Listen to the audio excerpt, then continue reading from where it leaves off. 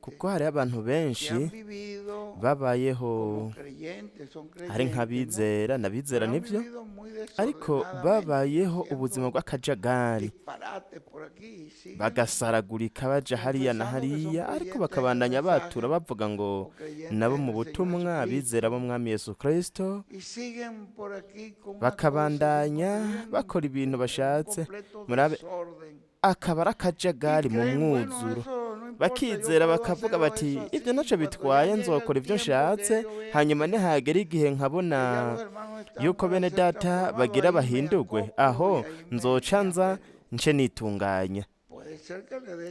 Birashoboka ukazosanga umwanya ubwihari, ariko birashoboka Imana ntizikwemere. Murabibona kuko Imana ntirikira kinata, Imana irikira avuga mu buseriye, kandi abantu izokwegeranya ikegeranya ikabajana nabo mu bihe bidashira, n'abantu mwidata William yavuze, n'abantu bafata ibintu vy'Imana gute, babifata nkama. Mwe mwarabyumvise mu butumwa aho yavuze yuko atari abantu, n'abantu bafata ibintu vy'Imana bakabifata nkama, ariko hari abantu bayifata uko bishakiye minenegwe, bagasaragurika bakagira ukuna kuriya. Aba bantu babayeho ubwo buzima bw'akajagari, bakibaza bati uko bigenda kose nteza gukizwa, kandi nzoba mu mazimano y'ubukwe bw'umwagazi w'intama. Kandi bashobora guhura na surprise ikomeye, bashobora guturumbukirwa n'ikintu gikomeye cyane, bagasigara mu kaboro gakomeye. Nuko rero we ntiwoshobora guhenda Imana, we ntiwobesha Imana, imitego yose wotega Imana nubwo woba uri umunyamanyanga gute, wewe ntiwoshobora kuyihenda. Murabona, naho woba uri umunyamayeri gute, ahubwo n'akaga kuri wewe. Imana, imbere y'Imana dutegerezwa gukora ibintu nk'uko yavuze, kuko yaramaze kutubwira ishaka ryayo, ibyo ishaka ibyo ari byo. Mwe mwarabyumvise muri Bibiliya, pasiteri arabizi aho muri Bibiliya havuga ishaka ry'Imana iryo ari ryo, n'ahantu henshi muri Bibiliya, ariko nimusome hariya nka Yesu bahazi, musome mu Bitesalonika ba mbere nk'akarorero mu gice ca 4. Soma ngaho nyene, ni henshi, ariko aho haravuga ic'Imana ishaka ico arico, ico umwami ashaka ico arico. Abitesalonika ba mbere igice ca 4, usoma uhereye ku murongo 3 ukabandanya, kugira ngo ntidusome byinshi, ariko ico gice cose ni ingirakamaro cyane. Ico Imana igomba ni ukwezwa kwanyu, ko mwirinda ubushakanyi, kugira ngo umuntu wese muri mwebwe amenye kuganziriza uwiwe mubiri mu kwezwa no mu kuwubaha, atari mu buryo bwo kwangaza imitima mu byifuzo nk'uko abanyamahanga batazi Imana bagira, ngo umuntu wese ntarenge ibikwiye, kandi ntagunge mwene data wundi kuri ivyo, kuko umwami wacu ari umuhozi kuri ibyo byose, nk'uko twababuriye tubishimikiye. Kuko Imana itaduhamagariye guhumana, ariko yaduhamagariye kwezwa. Nico gituma uvyanka ataba yanse umuntu, ariko aba yanse Imana, kandi ariyo ibaha mpwemu wayo yera. Rero mwiyumvire namwe, wowe ivyo vyase toya jewe ukavyanka, ntuba ariko wanka Pawulo tiyo Pawulo yari umufana, ariko ubu uriko wanka, ariko araba ntuba uriko wanka umuntu, Pawulo niko avuze, ubu uriko wanka Imana, kuko iryo niryo shaka ry'Imana.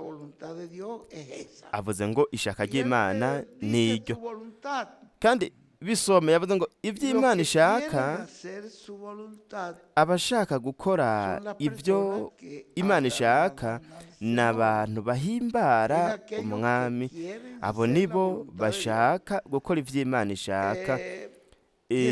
Yesu, murabingene Yesu yavuze igihe mu gice ca 6 umurongo wa 38 muri Yohana, igihe yavuga ngo namanutse mvuye mu ijuru, kandi sinaje gukora ibyo nigombeye, ariko naje gukora ibyo wantumye agomba.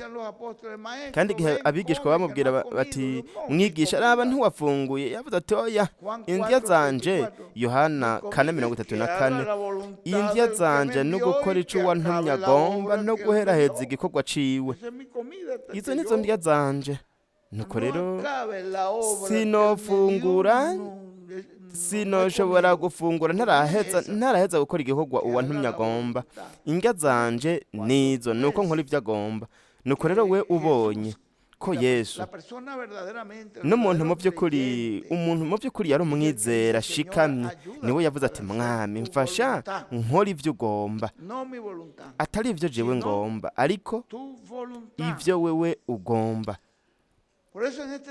Cyo gituma muri iki gihe dutegereza gutangura gutunganya, kugorora ubuzima bwacu, tugakosora buri kintu cyose, kuko hanyuma tumaze kumenya yuko ibihendwe by'ishengero byarangiye, tumaze kumenya yuko intumwa yazanye ubutumwa kandi ikabirikira tugaburira kuri ubwo butumwa, tubwizere.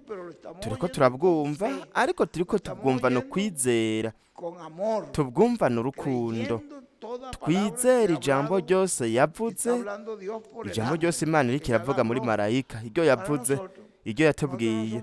Twebwe ntiturabizera b'igice, turabizera b'ukuri buzuye bakwiye.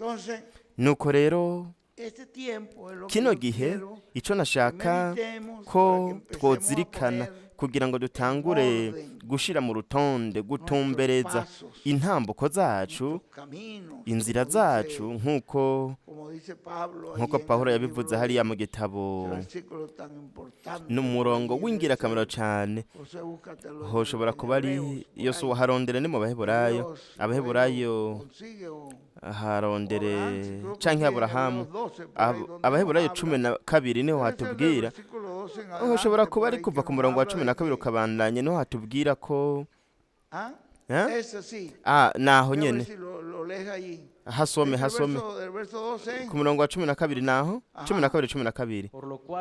Nuko mugorora amaboko ashitse urudendevu n'amavi aregarega, kandi muharurira ibirenge vyanyu inzira zigororotse, kugira ngo igihinyiza ntigikondoka ariko gikire.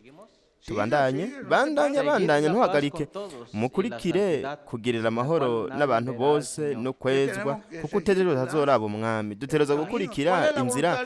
Mbega ishaka ry'umwami ni irihe? Ishaka ry'umwami ni irihe? Bibiliya ivuze ni ukwezwa kwacu. Mwe muratoya jewe ibisi ndavyemera ntivyiza. Nuko rero ariko uri kurondera umugisha w'Imana, urashaka umugisha w'Imana. Twebwe turashaka umugisha w'Imana. Bandanya ngaho, kuko aho haravuga ngo nugurondera amahoro muri byose, hamwe no kwezwa. Mwizigame ntihagire umuntu adashikira ubuntu bw'Imana, kandi ntihagire umuzi wo kurura umera ukabahagarika imitima, abenshi bakandura. Bandanya ntihabeho umushakanyi canke igihumane nka Esawu, yaguranye ibyo kurya, yaguranye ibyo kubasa muragwa kwiwe ingaburo imwe, kuko muzi yuko hanyuma hamwe yagomba kuragwa umugisha atemerewe, kuko atabonye uburyo bwo kwihana, naho yawurondera cyane arira. Rero mwiyumvire namwe, uwo muntu wo mugabo ye Esawu yarihanye, kuko yarihanye. Aravuga ati mwami data, ariko bishoboka gute? Ubu ndihanye ko nagurihije umugisha wo gusamuragwa, ndamurahira mu izina ry'umwami. Yafashe izina ry'Imana ngaho. Yakobo yamubwira ati ndahira. Ni byiza. Aho amaze kumurahira, yaragurishije neza, avyemeje ko awugurishije. Yashobora guca muhereza iyo sahani yose agatwarana n'izo njya, kuko we ntivyari bimushishikaje. Yararaje ushinga n'umugisha, yagumanye umugisha. Rero hanyuma yashatse, ararira, aratakamba, ariko ntihari hakiriho umwanya wo kwihana. Imana yari yamaze kumva ko yasuzuguwe. Imana yari yamaze kumva ko yasuzuguye umugisha ukomeye cyane nk'umugisha w'abana b'imfura. Yari yawusuzuguye. Ni byiza ati wansuzuguye, wasuzuguye byose, ariko urawutakaza. Ni nka Yuda. Yuda nawe nyene yari yihanye, aravuga ati nakoze iki?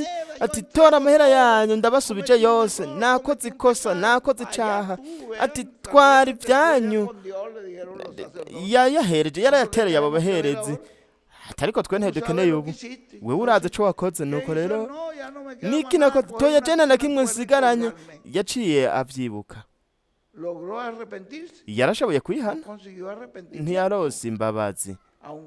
Nubwo yarize, nubwo yatakambye. Nuko rero ni ikibazo cy'uko nimba umuntu ariko akinata mu bintu by'Imana, agakomeza ntihagire icyo bimubwira, hakabandanya. Nuko rero haragera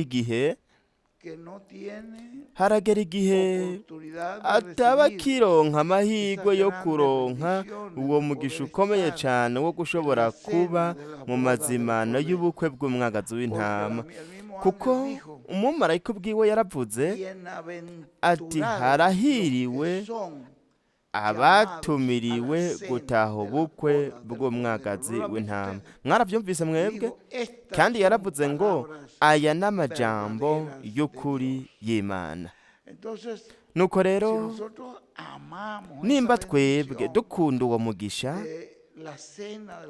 wo kuja mu mazimano y'ubukwe bw'umwagazi w'intama, nimba twebwe dukunda uwo mugisha, tukaba tuzi yuko igihe kiri bugufi cyane, turazi yuko turi hafi cyane, turi ku irembo. Nuko rero reka dusabe Imana kugira ngo idutumbereze, itugorore. Dusabe Imana idufashe mu by'ukuri twama ivyamwa nk'uko umuvugishwa Yohana Umubatizi yabwira abantu ati mwami ivyamwa bikwiranye no kwihana. Bo baraza bakihana ngaho, abasoda bose baraza bakikubita imbere Yohana akababatiza, ariko akababwira ati mwami ivyamwa bibereye, kuko mutamye ivyamwa bibereye bizobabera akaga kurusha uko byari bimeze. Nuko rero uko ko bari nko gukinata n'Imana. Ni byiza. Nuko rero murumva yuko ibyo nashaka kubabwira mwebwe nk'ikintu mwozirikana mukakigumiza mu mitima, si kindi ni kugira ngo tumenye yuko ngaha dukoraniye hamwe, yuko dukeneye gutahura yuko igihe dusigaranye ari kigufi, ni gito cyane. Dusaba Imana rero idufashe, iduhe inguvu, idufashe kunesha,